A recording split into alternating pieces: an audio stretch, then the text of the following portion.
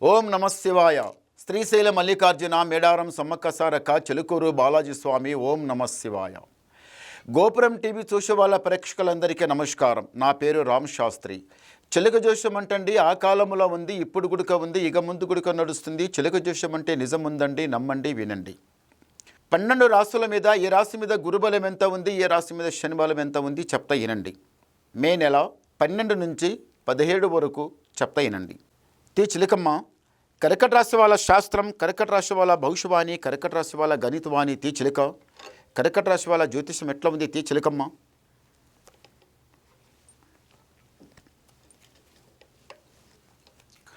Wow.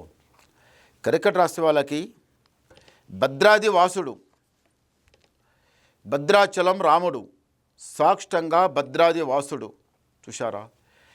Bhadrachalam రాముడు అంటే ఆ శ్రీమన్నారాయణ కన్నా ఆయన దగ్గర వెళ్ళి ఆ రామ దర్శనం చేసుకొని, ఆ భగవంతుని దర్శనం చేసుకొని ఒక్కసారి ఆ గోదావరి నదిలో మునిగి రండి.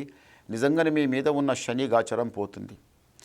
ఏదైతే పని మీరు అనుకొని కూర్చున్నారో, ఏదైతే మీరు జాబ్ అయినా కానీ, బిజినెస్ అయినా కానీ, వ్యాపారమైనా కానీ, ఏదైనా కానీ అందులో మునిగి అన్నమా రామచంద్రమని బాధపడి ఉన్న పైసంతా ఖర్చు చేసుకొని, లేని అప్పు తీసుకొచ్చి నెత్తి మీద పెట్టుకొని, అప్పు ఏమాయరా, ముప్పుల పడితే కదరా, రాజాలేక బతికిన వాళ్ళం కదరా, కష్టపోతాం కదరా, నష్టపడితే కదరా, ఏమాయరా మా బతుకు, ఎలా బతికిన వాళ్ళం, ఎలా బతుకుతున్నాంరా అన్నట్టు బాధ మీకు వచ్చిన తర్వాత బాధపడుతూ ఉంటారండి. ఆ భద్రాచలం రాముని దగ్గర వెళ్ళి రండి. చూడండి, దారిద్రం దెబ్బ తలిగిన తర్వాత అమ్మా నాయన అంటాం, దెబ్బ ఇంకా ఎక్కువ తరిగిన తర్వాత దేవుడా పరమాత్మ అంటాం. మనిషికి కష్టం వచ్చిన తర్వాత అమ్మా నాన్న దేవుడా భగవంతుడా నాకు వచ్చి అలా అనకండి. దెబ్బ తలిగిన తర్వాత అమ్మ అంటాం. కష్టం వచ్చిన తర్వాత భగవంతుడా అని ఆ భగవంతుని సన్నిధానంలో పోయి రావాలి. ఇంటి లోపల మనసు శాంతం లేకపోతే, ఇంటి లోపల ఒకరి మాట ఒకరికి పడరాకపోతే, నీదెంత నాదెంత అనుకుంటూ ఉంటే, ఇంట్లో ఎక్కడ మనసు శాంతం లేకపోతే ఒక దేవ దర్శనం పోయి రావాలి. అర్థం చేసుకోండి. ఎవరైనా కానీ మంచిగా ధ్యానం పెట్టుకుని వినండి.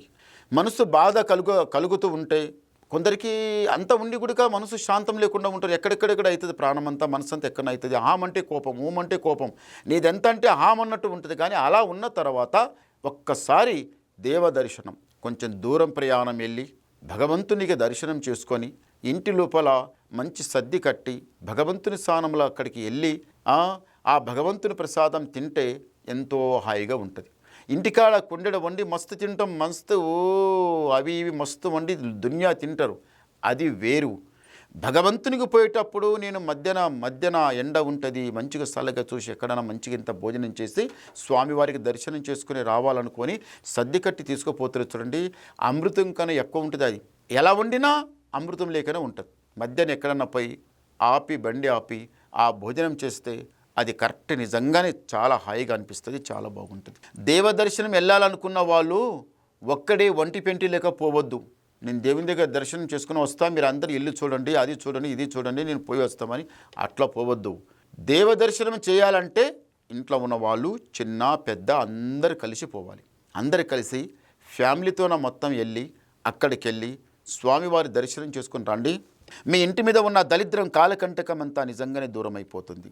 ఇంటి మీద నాగసర్పం ఎట్లా ఉందో, ఇంటి మీద ఇట్లా నరదృష్టి చాలా చెడ్డగా ఉంది.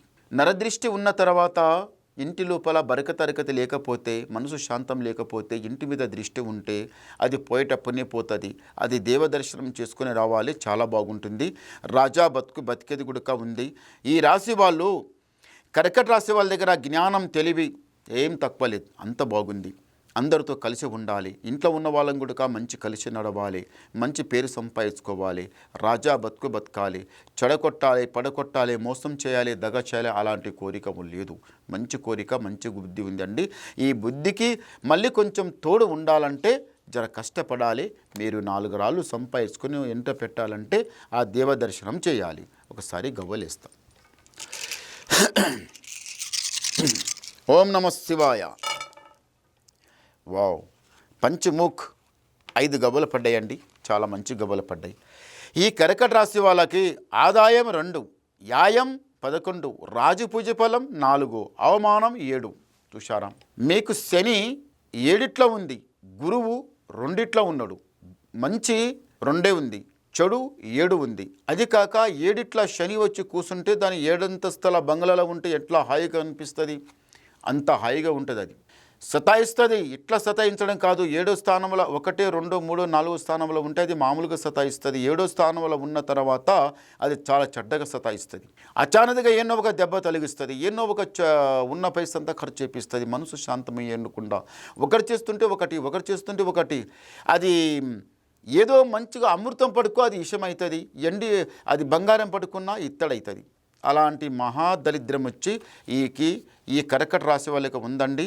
2వ స్థానం లోపల కానీ గురువు ఉన్నాడు, 7వ స్థానం లోపల శని ఉంది. అంటే గురు చాలా తక్కువ ఉన్నాడు, శనికి మంచి స్థానంలో ఉంది. ఈ కర్కట రాశి వాళ్ళు మీరు కొంచెం ఆలోచించి నిదానంగా భగవంతుని మీద భారం పెట్టి ఆ దేవ దర్శనం చేసుకోండి.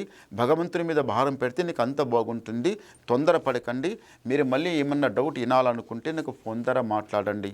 ఎందు గురించి అంటే ఇంట్లో మీకు ఎంతో 1,90,000 ఎన్నో ఉంటాయి, అవన్నీ చెప్పాలంటే ఇక్కడ కాదు. నాకు ఫోన్ ద్వారా నాకు మాట్లాడండి, మీ డౌట్ క్లియర్ చేసేస్తా, ఉన్నది మొత్తం చెప్పేస్తా. నమస్కారం. ఓం